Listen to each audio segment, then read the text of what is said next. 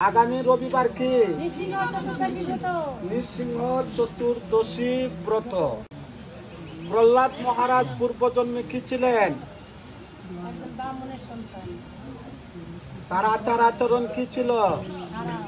খারাপ। তাইলে সে এত বড় ভক্ত হইল কেন?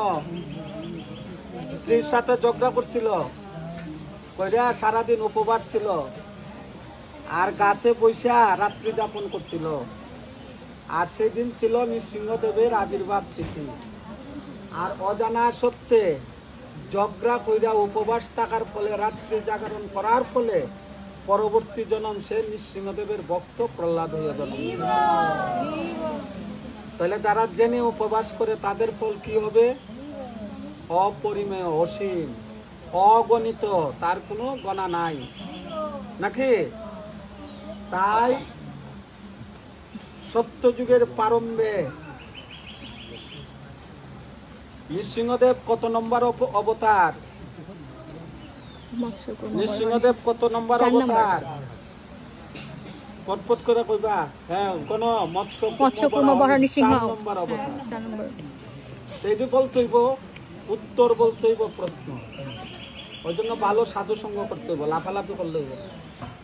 ভগবান বলছে জন্ম কর্ম চন্দ্র যু ব্যক্তি তত্ত্ব তত্ত্বাদেহং পুনর্জন্ম নৈতি মানতে। ভগবানকে তত্ত্বগত ভাবে জানতে হবে। আর ভগবানকে তত্ত্বগত ভাবে জানতে হলে তত্ত্বদ্রষ্টা গুরু বৈষ্ণবের সঙ্গ করতে হবে, যিনি তত্ত্ব সম্বন্ধে জানেন। তাহলে কি হবে? শ্রীকৃষ্ণ চৈতন্য দয়া করহ বিচার, বিচার করিলে চিত্তে পাবে চমৎকার। সঠিকভাবে, সঠিক সিদ্ধান্তে যদি তুমি একটা কিছু করতে চাও, তাহলে সেটা অন্তরে, অন্তঃস্থলের আত্মার শান্তি পাবে যে আমি একটা কাজ করছি, কাজটা আমি সাকসেসফুল হয়েছি নাকি। আর যদি বিচার না থাকে, বিধি না থাকে, নিয়ম না থাকে, করলাম, মনে অশান্তি থাকবে, শান্তি হবে না নাকি।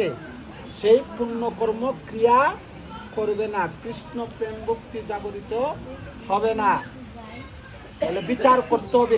কি যে বিচার করতে হবে? বিচার করিয়া মনে ভক্তিরস আস্বাদনে মধ্যস্থ শ্রী ভাগবত পুরাণ।